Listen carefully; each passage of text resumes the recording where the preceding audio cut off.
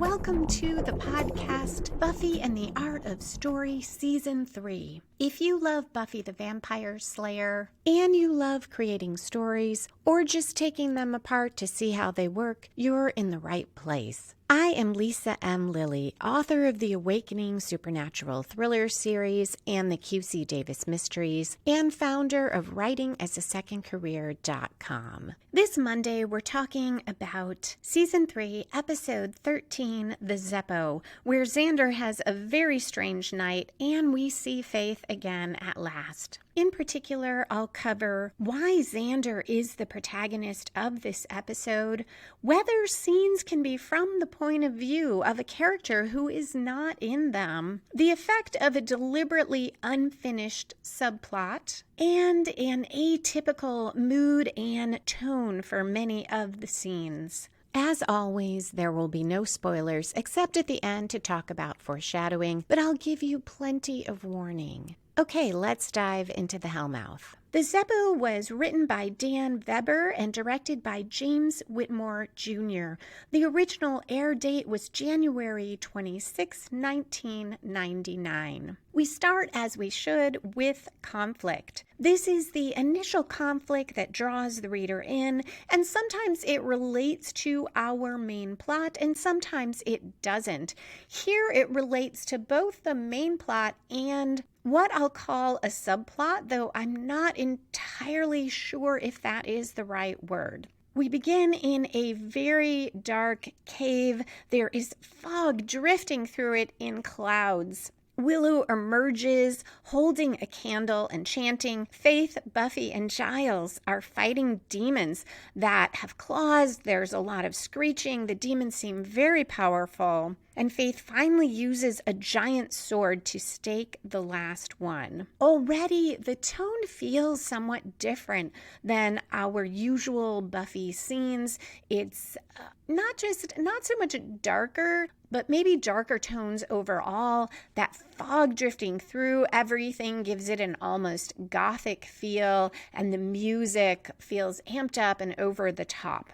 After the fight is over, everyone talks about how hard this was, and Buffy asks Willow if she's okay, and Willow, in a wonderful line, says, "Yeah, I'm fine. The shaking is a side effect of the fear." Giles hasn't run into these particular demons before. He doesn't know what they are, and he says with some frustration that his sources have dried up since the council fired him. A really nice way to get a quick bit of exposition in there from last episode, in case anyone missed it, that Giles got fired. He also seems to feel remorseful about how ferocious the battle was, because he says he never should have allowed Willow and Xander scrambles out from under debris. Buffy and Faith worry that he could have been hurt or killed or both.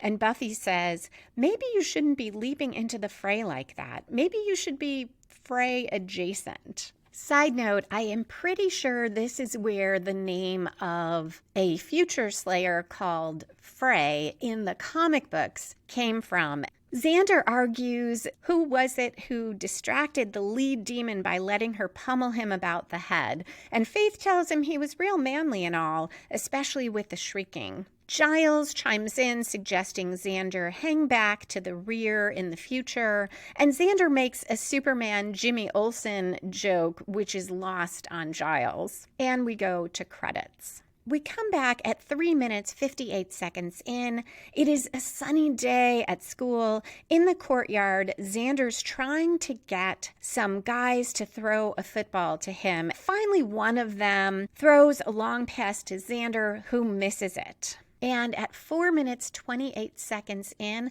almost exactly 10% through the episode, we get our story spark or inciting incident.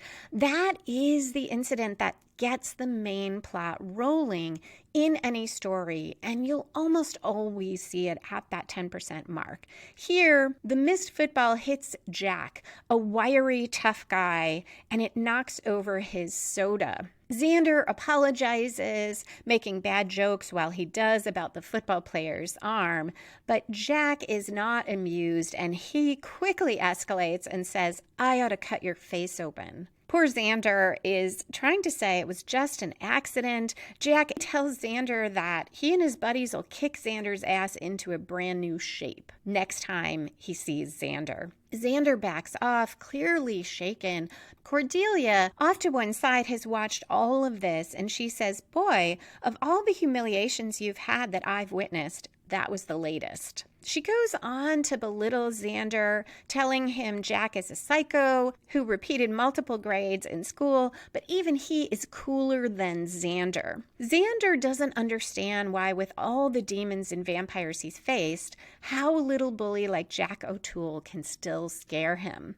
And Cordelia points out, because unlike all those other creatures you've come face to face with, Jack actually noticed you were there. To which Xander responds, "Why am I surprised by how comforting you're not?" Cordelia tells him it must be hard when his friends all have superpowers and he's got nothing. He must feel like Jimmy Olsen. And Xander starts to comment, "I was just saying that," and then cuts off, not wanting to admit that. Instead, he claims he's an integral part of the group. She scoffs at that, saying he is useless. He's the Zeppo, a reference to the often forgotten Marx brother. As she's walking away, she says to herself, there was no part of that wasn't fun. So we have immediate sympathy for Xander. Most of us identify with the person who is not the bully in high school, who's afraid of the bully and just hopes to stay out of their way. And Xander now has done one of the worst things that he could do, which is to accidentally cross Jack. I think a lot of us also identify, or at least certainly I do, with that feeling back from high school where no matter what else you're doing in your life, if you are not fitting into that particular world, it is really difficult. Most people struggle in high school, as Oz will say in a moment, with their identity. Xander is out there joining in the fight against the forces of evil, and yet it doesn't make him any more comfortable with himself or in high school. And Xander does have that conversation with Oz in the next scene. He's asking him a lot of questions about what is cool, who decides what it is, who has it, who doesn't. In short, what is the essence of cool? And Xander says, after pointing out that Oz is considered to be cool, says, is it about the talking? You know, the way you tend to express yourself in short, non-committal phrases? And Oz responds, it could be. And the whole conversation goes like this, with Oz saying these short, non-committal phrases. It's funny, and the talking issue comes back more than once. Xander now says he needs a thing, that one thing that no one else has. He thinks that that's what cool is about, and he's trying to figure out what he has. And Oz says, an exciting new obsession, which I feel makes you very special. But more seriously, Oz goes on to tell him he's overthinking. He's got some identity issues. It's not, and we cut to Giles saying, the end of the world. He tells Buffy about the Sisterhood of Jay, which is a demon group there to bring about the apocalypse. Buffy's a bit quippy, and Giles says it's no laughing matter. And Buffy says, hence my no laughing. We have ominous music in the background. Again, a little more over the top than we usually get. Oz comes in, locks himself in a cage because he's about to become the werewolf. And Giles explains that the Sisterhood intends to open the Hellmouth. And we now get creepy chanting within the music. And there's a cut to nighttime. Oz howls. Then we go to the next day. Willow and Buffy are walking towards school, and Buffy is telling Willow, remember the demon that came out when the Hellmouth opened, and that it will be the first one to come out, and there will be many more after that, and they'll overrun the world. And she tells Willow Giles is trying to figure out when it will happen, and they're all heading into deep research mode. Buffy also says there's something about this one that scares her, that it's different, and she needs her Willow. So this is the first of several times we'll be told this, that it is different and scarier than usual, but we don't until the very end see anything that allows us as the viewers to draw that conclusion. I think that is purposeful, but for me, it robs this storyline of not just power, it makes me less interested in it, which I do think is the point. But I wanted there to be a little bit more to this. Willow reassures Buffy that she will be there for her. Buffy doesn't have to be afraid. And then there is an abrupt beeping horn, which startles both of them. The other thing about this Sisterhood of Jay storyline is throughout it will be very slow moving, despite that it happens very fast in time, because a lot of the conversations will tell us things we've already heard. Here, Buffy's elaborating on what Giles said, but we don't learn a whole lot that's really new or that Giles couldn't have just told Buffy very quickly. Xander now has interrupted Buffy and Willow. He is driving an antique 57 Chevy convertible. It's beautiful and shiny. It looks almost like new, and he says, "It's my thing." Buffy asks if this is a penis metaphor, but he explains it's the thing that makes him cool. When Willow asks how he can afford it, he says it's his Uncle Rory's, who has a stack of DUIs, so he can't drive it, and he lets Xander rent it. Buffy apologizes for not seeming more excited, but tells him they are dealing with the biggest evil, maybe more than she can handle. He says to tell him what he can do. So we are approaching 1/4 way through the story, and between here and 1/3 of the way through the episode, we almost always see what I think of as the 1/4 twist. It's the first major plot turn, and it comes from outside the protagonist, spins the story in a new direction, and raises the stakes. Now, we could see that as Xander having this fancy car. It does set off certain things in the story, but it's not really from outside of Xander. I see it more as the first in a few dominoes. So right after Xander asked what he could do, we cut to a scene where Xander is getting donuts. Cordelia sees him and makes fun of him being feeling like he's important. She tells him what he is expendable. She also scoffs at the car, saying, does he think that now that he has a fancy car, it changes anything? And she goes on, like anyone even cares about. And a pretty blonde girl walks up behind them and says, is that your car? And she starts talking about what kind of car it is, rattles off what's under the hood. And Xander agrees, clearly not knowing if what she's saying is correct. But he does offer her a ride, and she says, you busy? And he tells her pointedly, because Cordelia is still listening, that once he drops these things off, he would describe himself as expendable. That is our next domino that is going to lead to the major plot turn. At the Bronze, the blonde is telling him about every single guy she's dated with details about the car that he drove. Xander looks very bored, and when he sees Angel, he desperately calls out to him. He wants Angel to hang out with them, please. And it's interesting because now Xander has gotten what he thought he wanted. He got this car. It did attract a very pretty girl, which seems to have been part of his motive. And he even got that to happen in front of Cordelia to kind of prove her wrong. And yet he is very unhappy at this table. Angel, however, is no help for Xander. He is looking for Buffy to tell her how serious it is, this demon cult. Xander tells him Buffy's at the library, and Angel says this is really bad. Best that Xander stays away and out of harm's way. And Xander says, but I can help. So this is the first of what I thought was going to be a 3-beat.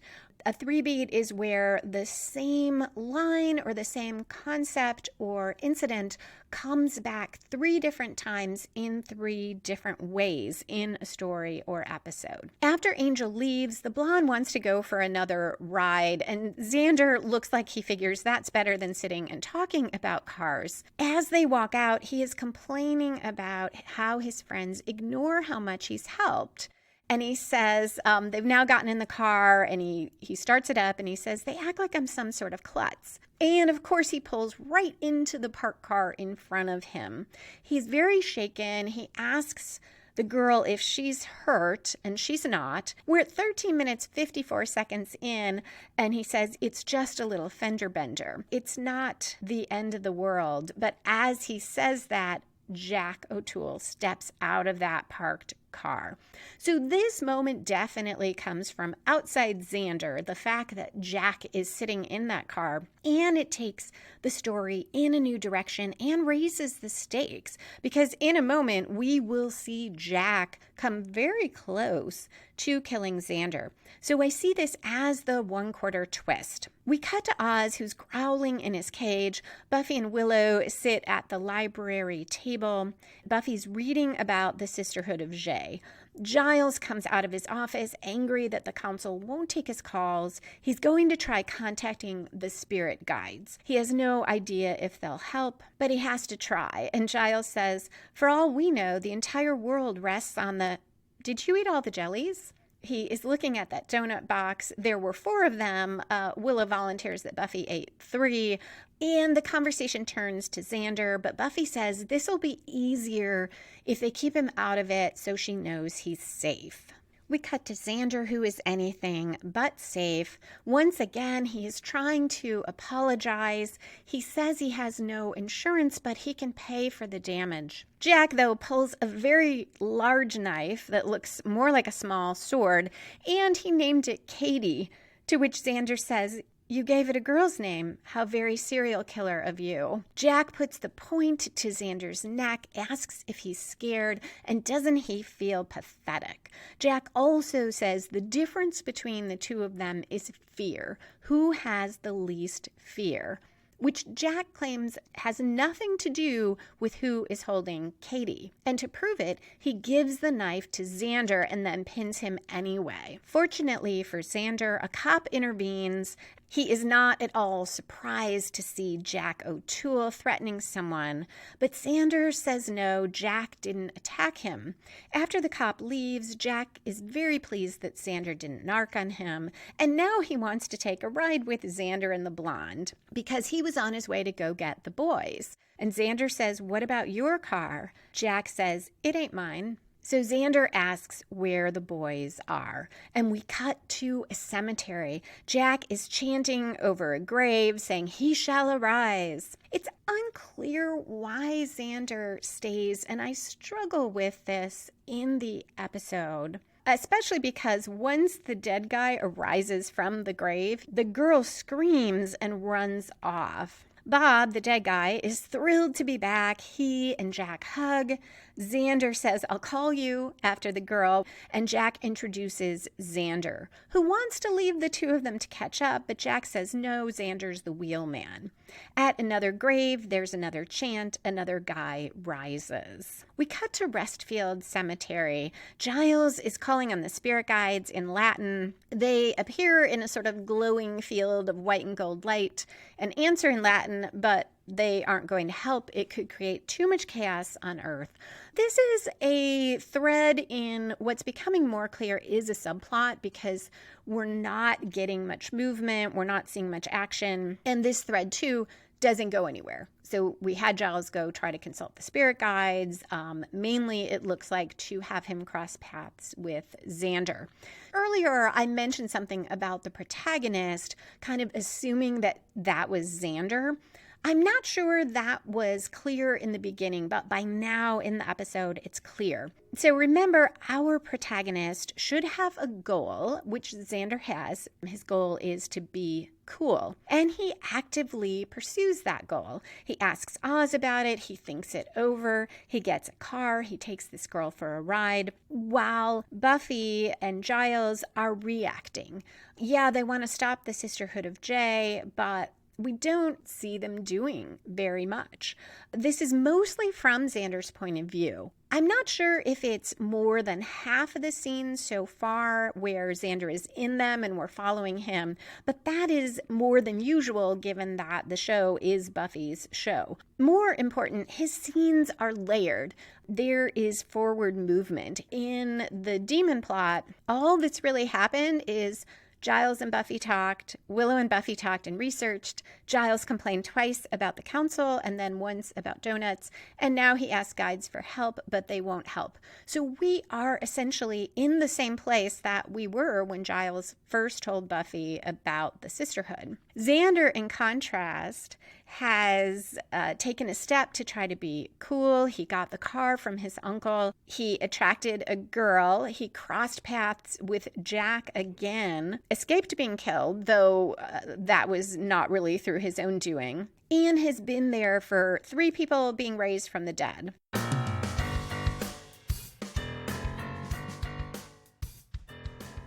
It is almost blizzard season in Chicago, though, of course, I hope we will not get blizzards this year. Because of that, though, today's episode is sponsored by The Charming Man, one of my QC Davis mysteries. Trapped by a blizzard, can she save a missing girl from a killer? Quill C. Davis still grieves the death of the man she loved, but agrees to help a dear friend search for a missing neighbor, a college girl whose family fears contacting police. The quest takes Quill to a historic apartment complex in Chicago's Printers Row. As a blizzard rages outside the complex, one of the residents is found dead. Cut off by authorities by the worst storm in the city's history, Quill knows time is running out. She must find the missing woman before the killer does, and before anyone else ends up dead. The Charming Man is a 2019 Wishing Shelf Book Awards finalist.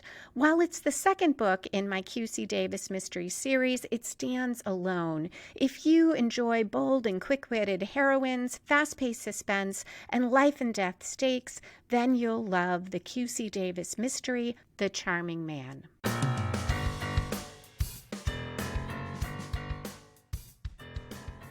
The last question for the protagonist is who has the most at stake. In a general sense, Buffy, Giles, Willow, everyone has the most at stake because it could be the end of the world. But in a personal sense, the only one whose stakes we are really identified with are Xander. He's the only one who has specifically been targeted because of who he is and who is in immediate danger. So far, everyone else is researching something they know is going to happen, but Xander has twice been threatened by Jack, and the second time had a knife at his neck. So he has the most at stake. Xander sees Giles, asks what's going on. Jack keeps calling out to him to come on with them. They need their wheelman. Xander asks Giles if they need help. So that's our second time Xander asks someone that. Giles thanks him but says it's best if Xander stays out of trouble. And Giles tells him there's something different about this, something in the air, a stench of death. And Xander says, yeah, I think it's Bob. We have humor here, but it's also another time that we're told how different this is. But again, we don't see that in any way ourselves as the audience. Giles says he has to go. He hopes there's time to prepare. All they need is a few weeks. And we cut to Buffy saying, tonight? This is 22 minutes in, so we are right at the midpoint of the episode. In a well-structured story, normally here we would see a very strong commitment by the protagonist to the quest, or the protagonist suffering a major reversal. And this is part of where the episode falters for me because I think Xander's story is the main plot. And the demon story is at best a subplot, and yet we don't have a major reversal at this midpoint. For Xander, we have it for Buffy.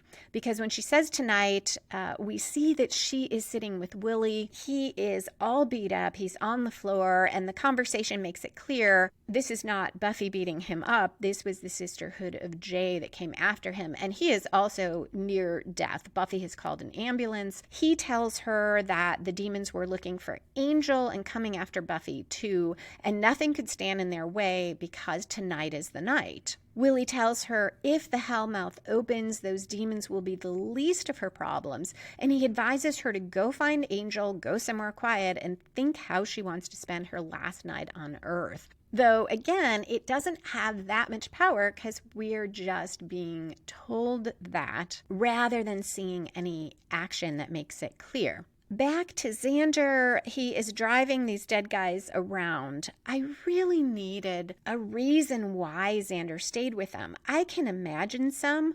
For one, he's probably afraid that they'll kill him if he tries to get away, or that if he does get away, they'll find him later and kill him. He could perhaps get out of that by giving them the car, but it's his uncle's car, and we know Xander doesn't have much money. It's a beautiful car, so he clearly couldn't afford to pay his uncle if the car were damaged. So there are reasons Xander might stay, but we don't know what they are. Maybe if we had just seen him try to get away and they threatened him, that would have been helpful. And this is also why this doesn't feel like Xander is making a commitment to any quest here, because really he is being dragged along. It could be a reversal for him that Giles is too busy to learn what's going on with Xander, but that doesn't feel major because it is just a reiteration of his conversation with Angel. The dead guys reminisce about past trouble they got into. They talk about going back and settling some scores and what they should do with their night. And finally, they decide to bake a cake and direct Xander to take them to the hardware store. They break the front window and go in. They tell Xander to wait and keep the car running. It's 24 minutes, 30 seconds in. Xander says to himself, okay, now I'm involved in crime. I'm the criminal element. Having a car sure is cool. So he's rethinking his idea of what cool is. But again, why doesn't he just drive away? He sees Willow come out of the magic shop across the street. She tells him she's getting supplies. It's happening tonight. He again offers to help. So this is the third time. She can't stay, but unlike the other two, she runs back and hugs him and tells him she loves him, which is an action that tells us how serious all of this is. Being part of a crime could be a reversal for Xander. And now he does make a commitment, finally, because he is ready to take off. At 25 minutes, 23 seconds in, he says, after Willow walks away, okay, that's it, I'm gonna. And he's turning toward the car, so we can tell he is going to leave. But Jack and the guys have come out, and Jack stops him very angry and tells the other guys that Xander is thinking of leaving. They all decide it's because Xander doesn't feel like part of the gang. He hasn't been initiated, which it turns out means he has to die and be raised. So pretty serious reversal for Xander here. So we do get that, but we are a ways past the midpoint, and I think that is part of what robs a bit of the Xander story of its momentum. Xander tries to reason with them and argues that Jack is not dead, but Jack pulls up his shirt showing bullet holes all over his abdomen. It was a drive-by, and his grandpappy raised him from the dead.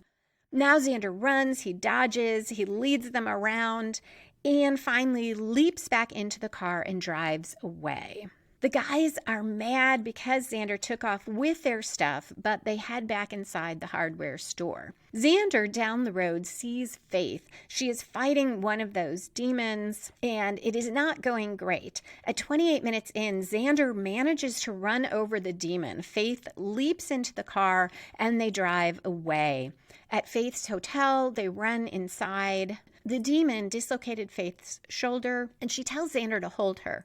Bracing against him, she pops her shoulder into place. Then she starts talking about how wound up she is, all of that tension and no kill, and she puts her hand on Xander's chest. The writers are making use of what we've built up before when Faith has talked about slaying, making you hungry and horny, and the need to have a kill. But 29 minutes in, she asks Xander if he's up for it, and he says he's suddenly very up. But he is nervous and says, it's just, I've never been up with people before. Faith kisses him, tells him to relax and take his pants off. And he says, those two concepts are antithetical. She tosses him on the bed, gets on top of him and tells him not to worry.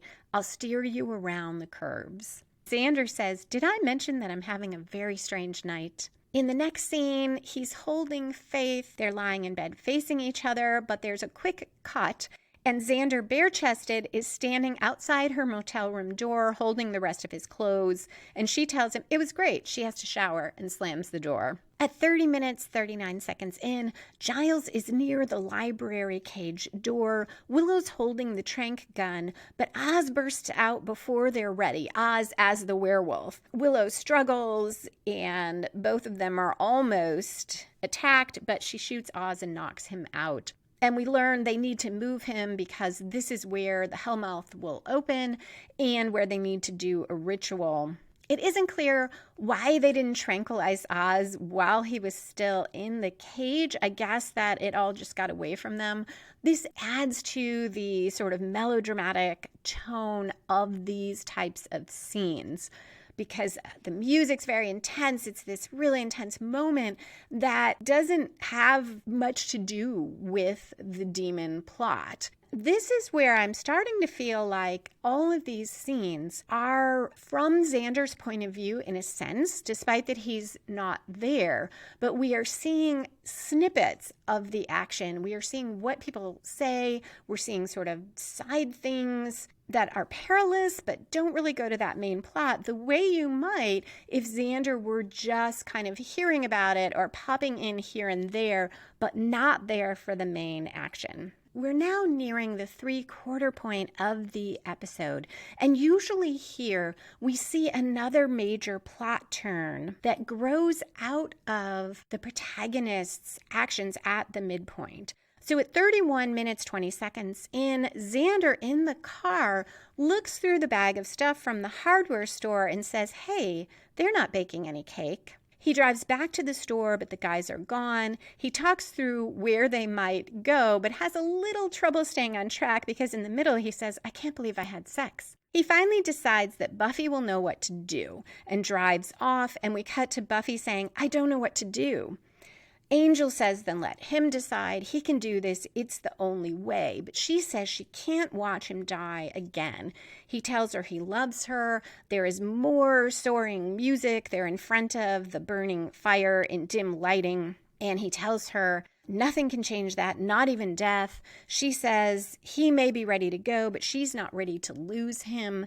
This doesn't strike a real emotional chord with me because we've heard all this before. And really recently, this is essentially the conversation they had in Amends, though with a twist because now Angel is wanting to sacrifice himself for the greater good, not out of self-pity or because he thinks that he presents a danger, but to save the world in a very active way. But it's still, it's sort of that, hey, we've been here before. And even the nothing can change that, not even death. We saw that in Buffy's dream in the beginning of season 1, and we saw her go through all of this turmoil already. Now, Xander does walk in and interrupt this. So this is where I feel like it becomes more explicit that all of this is sort of from Xander's point of view. Because you can imagine this is how he sees the Buffy-Angel relationship from outside.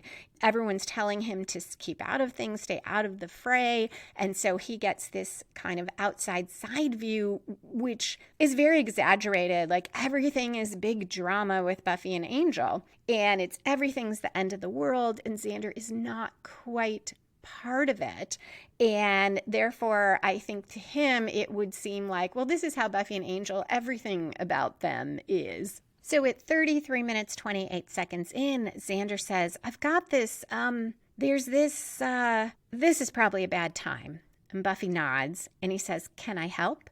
And Buffy shakes her head and he leaves. So the can I help thing is not a 3B because this is a 4th instance where he asks this. I feel like that adds to the feeling of everything being a little off, and I have to think it's purposeful. There is something in stories about revisiting something 3 times, each time a little different, and usually The third time turns the others on its head and subverts it. And so here we are getting a breaking of that pattern. And even if as a viewer you don't necessarily recognize a 3-beat, we're all sort of unconsciously trained to appreciate it. And here it feels odd and a little bit off. And I think that's deliberate to give us that feeling that everything is a little bit off. Xander now goes away, and I do see this moment where he walks away as that 3/4 turn, because it comes from him trying to making that commitment at the midpoint to leave the dead guys. It was past the midpoint, but I think that was his commitment to leave. And then the major reversal when he finds out, oh, they're all dead, including Jack, and they definitely do want to kill him to make him part of the gang. So now he has followed through. He's gone to Buffy, but that didn't work. So he has to go another new direction. And this time he is more determined to figure it out. And he tells himself he just has to figure out what they're likely to bomb. So there is some growth for Xander here. And a feeling that now that he's on his own, he will start dealing with things rather than going to other people for help. And maybe that is the reason that we see him just driving these guys around, because Xander is still being passive at that point in the episode and only gradually starts to become more active and make more choices and realize that he has to deal with the situation himself. We switch to Giles, who is chanting in Latin. There are candles lit all over the library. It is dark. Willow says that Oz is locked away. She doesn't say where. And then we switch to the dead guys who are putting together a bomb in a basement, and the timer is set for an hour. Back to Xander, who's driving, and now the story undercuts his turn toward realizing he has to figure it out himself, because he says Giles will know what to do and drives toward the school. This too feels a little odd in this part of the story, but again, I think probably purposeful to show that this is not an easy transition for Xander. He still wants to go and get help, which is a super logical thing to do. But as he's driving toward the school, he sees the 4 guys. And Jack doesn't seem angry. He seems happy to see him and says, hey, our wheels. Xander, though, does make a definite choice here and take action. He drives toward all of them. They try to scatter out of the way, but he grabs one of the guys and he hangs on to him as he's driving. Because remember, he's in a convertible, so he's holding the guy kind of by his neck and dragging him along and questioning him. Where's the bomb?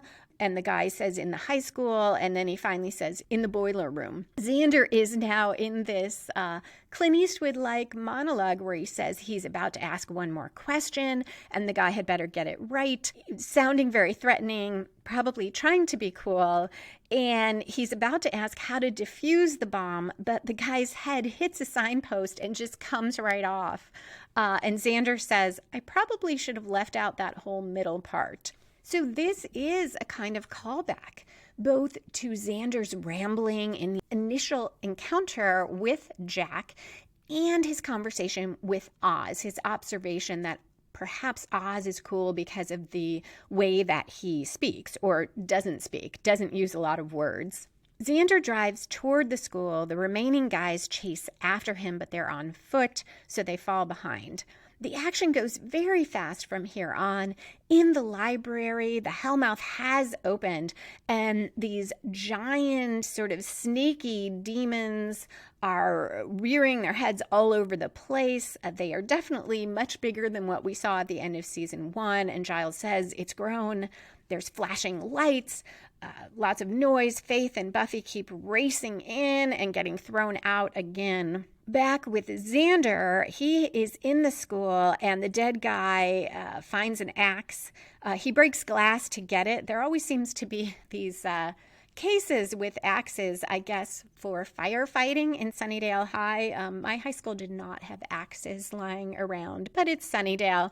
So the guy is chasing him with an axe. He knocks Xander onto a table and swings the axe down, but Xander rolls and scrambles away, and he manages to punch the guy and knock him to the floor, then grab the axe and use it as a lever to tip the vending machine down on the guy. So yay, Xander. He then is going through the school, heading for the boiler room, and runs into another dead guy. Xander, holding the axe, starts monologuing again, and the guy runs. And Xander says, note to self, less talk.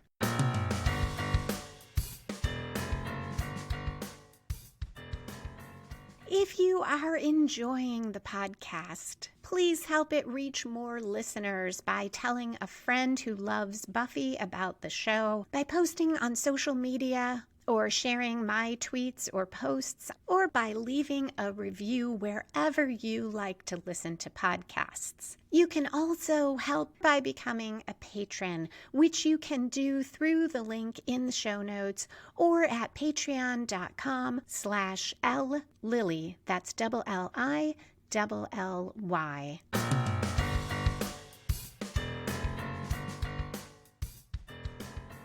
The Sisterhood of Jay Demons are in the school as well. It's not quite clear to me what their role is other than fighting and killing, but it's not clear what benefit they get from the Hellmouth opening.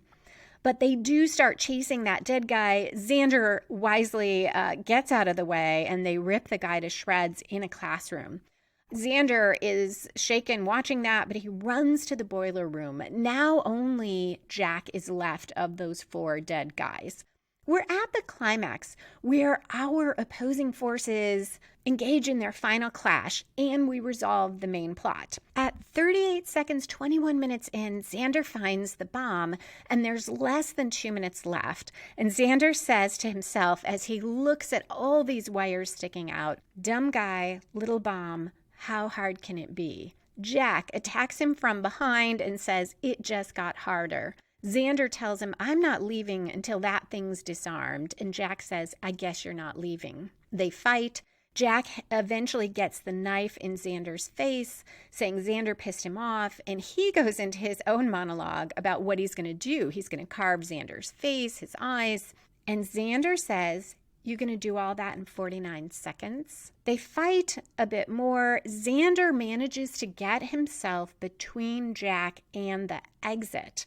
Now he delivers another Clint Eastwood-like line where he says, I know what you're thinking. Can Jack get around Xander in time and get out of the building before it all blows up? And Xander says he doesn't like Jack's chances. And this was fun because I am editing the book edition of season 2 of Buffy and the Art of Story, which I think is going to be in 2 parts because with 22 episodes, it's so long. But I just did Inca Mummy Girl, where Xander dressed like Clint Eastwood in one of those old spaghetti westerns he was in.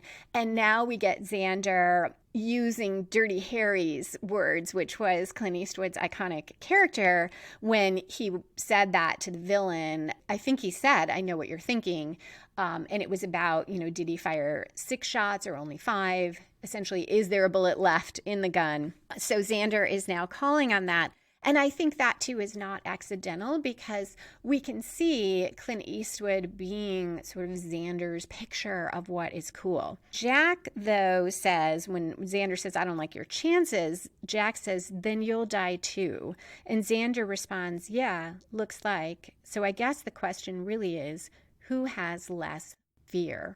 Echoing Jack's words. Jack claims he's not afraid to die. He's already dead, remember? But Xander points out that being blowed up isn't drinking beer going around with your buddies dead. It's little bits being swept up by a janitor. And he ends with, and I don't think you're ready for that. Jack tries to get around Xander. Xander blocks him, and Jack asks, are you? And Xander responds, I like the quiet. Upstairs, there's more flashing lights, there's screeching, angels fighting, it's very loud, and we cut back to Xander and Jack, and the only sound is the beeping of that timer. Jack looks at the exit, looks at the bomb. Xander waits. He has this very faint grin, more like just a twitch of his lips, but he seems relaxed and ready while Jack keeps glancing at the bomb, at Xander, at the exit. And at 2 seconds in, Jack pulls the wire to defuse the bomb. Now Xander lets out a breath, looks a little freaked out, but says, "Good boy," walks around Jack, but pauses to say into his ear, "I don't think I want to be seeing you on campus anymore, Jack."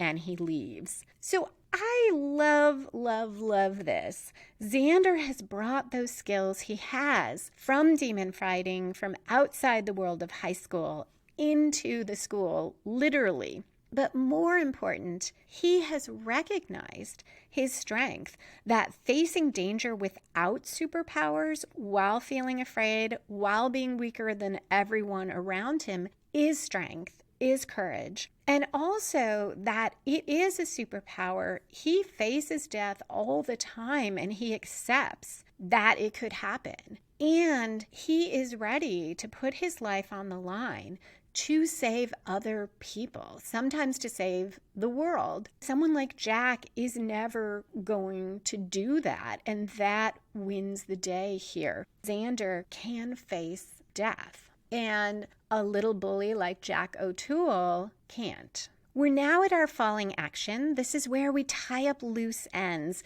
At 41 minutes, 37 seconds in, Xander has left, and Jack says to himself that he's not going anywhere. And looking after Xander says, "The first time you turn your back." And Jack opens a door. It's a different one than the one Xander went out, and Oz the werewolf leaps out and attacks Jack.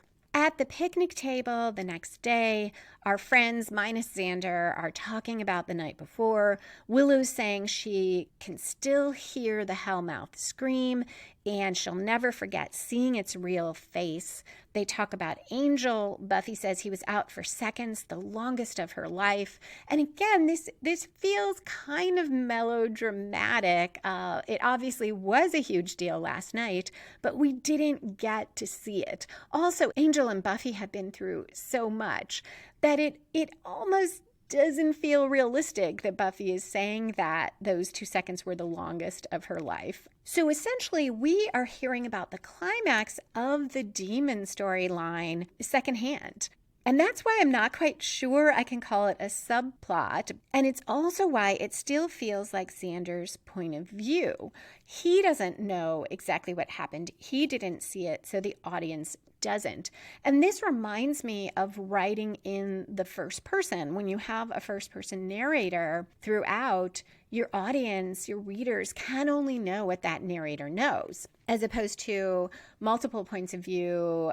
And I've dealt with both. In my Awakening series, I shifted from point of view to point of view, and that could be really exciting. And you can always tell every scene from the point of view of the character with the most at stake, which makes it very vivid and very real. And in first person, my QC novels are in first person, so the reader can only hear about things that she learns. And sometimes I use devices, maybe letters or blog posts or videos she watches where someone else is talking.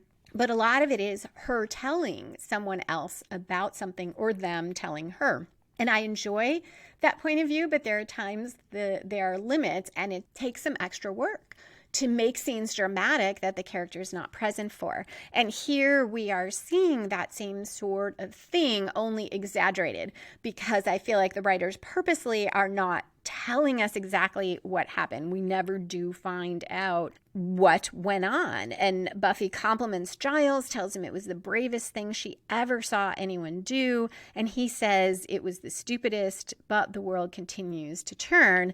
And Willow observes exactly what the writers are doing because she says no one will ever know what they did. Xander walks up and Willow says, "Xander, boy, you're lucky you weren't at school last night. It was crazed." And Xander says, "Well, give me the quiet life." And he asks if anyone wants a snack. They all say no. Oz comments that he's oddly full today, obviously not knowing he ate Jack O'Toole. That's something else no one else will know. And Xander walks off and he looks relaxed and confident. And now Cordelia is there in his path. So she is a 3-beat because she made fun of Xander in the beginning. She saw him almost toward the middle in the donut shop, and now she's here at the end. And this does subvert the previous instances because before his taunts were still getting to him. Now she says, oh, look, it's Mr. Excitement, and asks if he's on another life or death mission, getting donuts, or is he cruising for bimbos, giving lessons on lack of cool. And even though Xander is going off to get snacks, for one, it's not for anyone else, but more important, this doesn't bother him anymore. And he says nothing. He doesn't ramble on. He doesn't argue. He just smiles. And Cordelia says, what? As he walks away. So this is great Xander character growth. And I thought I have those books about Buffy, analyzing it, and I did not find much about the Zeppo in there, which kind of surprised me because there are essays about Xander, but not much said about the Zeppo. I did find something interesting online, an Entertainment Weekly article about Agents of S.H.I.E.L.D. before it came out, and Joss Whedon in it compares the concept of the Zeppo to Agents of S.H.I.E.L.D. And there's no spoilers here if you haven't watched that show and are planning on it. Whedon said, and I'll put a link to it in the show notes, he said that Agents of S.H.I.E.L.D. is basically a TV series of the Zeppo, which was a very deliberate deconstruction of a Buffy episode in order to star the person who mattered the least. And he also said, the people who are ignored are the people I've been writing as my heroes from day one.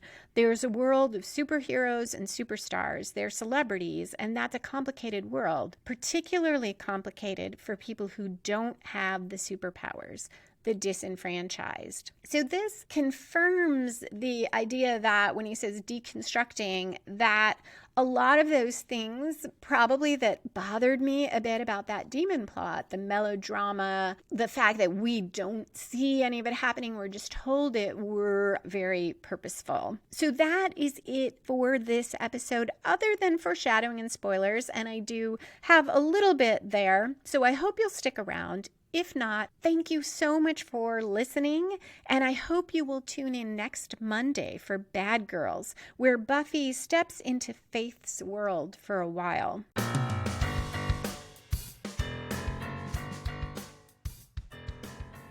And we are back for spoilers. It's tempting to see the Zeppo as a one-off episode that doesn't affect the series very much. And there's some evidence for that, including that when we come back in Bad Girls, the library looks just fine. There's no reference to retiling the floor or repairs after that giant Hellmouth demon with all its different heads burst through.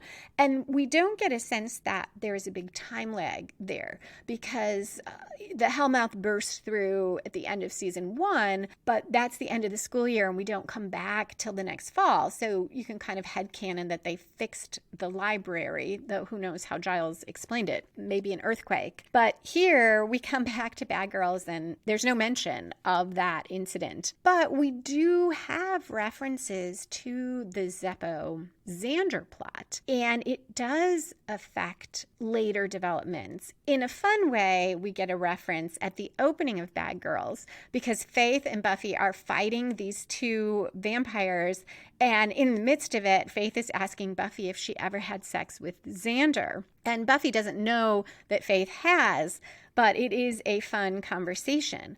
Then in Consequences, the episode after Bad Girls, there is a heartbreaking scene. Xander wants to be the one. Our friends are talking about how Faith is in denial over having killed a man, a human. And Xander says maybe he should be the one to talk to her about it because they have a sort of connection. And gradually the group figures out, though he doesn't say it, that they slept together, and Buffy tells him that she doesn't think that that will help him get through to Faith because Faith thinks guys she has a connection with are kind of a joke. And this doesn't make Xander feel great. And it also makes Willow feel awful, as we'll see that Xander's first time was with Faith. Xander still tries to talk to Faith, though, and I really like that because I feel like pre-Zeppo Xander would have taken that so hard when Buffy said that and would have just assumed that he couldn't help. And instead, he goes and he seems very genuine about his concern for Faith, but she makes fun of him, rejects the whole idea, stays in denial, and it turns very dark because she assaults him. This influences Willow's view of Faith, everyone's view, but Willow's particularly, and how angry Willow is at Faith, which we'll continue to see not just in season 3, but in season 4 and beyond. The demon part of the Zeppo foreshadows a season 4 episode where there's an earthquake and Buffy's convinced it means an apocalypse. Giles, for once, doesn't think so, and it turns out Buffy is right. And in that episode, too, there are demons trying to open the Hellmouth, and they go back to the library, which at that point is in the high school, which is all burnt out because of it blowing up at the end of season 3. And these demons are trying to dive down into the Hellmouth, and Buffy goes after them. And I am pretty sure it's the first time that Riley helps Buffy with one of her missions. And the whole plot is very reminiscent of this season 3 episode, and we do get the feeling that this is why Buffy is so freaked out, and she connects the dots before Giles does. More generally, Xander's increased confidence at the end of this episode does continue. We see Xander fighting physically more and more. We also see him being a bit more confident, talking to girls, and with his role in the group, he doesn't have as much doubt after this about whether he's important, though some of it will be revisited in season 4 when his friends go to college and he does not. But it seems to be more arising out of that rather than the feeling that he isn't important in terms of fighting evil. A more immediate development is, I think, that this, in a weird way, sets him and Cordelia on a path to becoming civil to each other again, friendly in a way. Cordelia doesn't stop insulting Xander, but it stops feeling so visceral and so mean. And I think that that comes from once Xander is not wounded by it anymore in the same way, that in a sense frees Cordelia. The taunting isn't working anymore, so she becomes less invested in it. So we'll see what I think as we go on with these episodes, but I do feel like in an odd way, Xander gaining more confidence kind of frees Cordelia from being stuck in feeling bitter about Xander. And that, in turn, opens the way for her to spend more time with the group and to meet Wesley and become enamored of him. So that is it for spoilers and the episode. Thank you again for listening. I hope you will come back next Monday. I am so excited to be talking about Bad Girls. It kicks one of the most fascinating story arcs in all of Buffy into high gear as Faith and Buffy both bond and explore their differences, and a new watcher comes to Sunnydale. You can find back episodes at my author website, where you'll also find my fiction at lisalily.com. If you would like to comment on the show, you can email me, lisa@lisalily.com, or tweet me at Lisa M as in Marie Lily, #BuffyStory. Music for this episode was composed and performed by Robert Newcastle. Buffy and the Art of Story is a production of Spiny Woman, LLC. Copyright 2020. All rights reserved.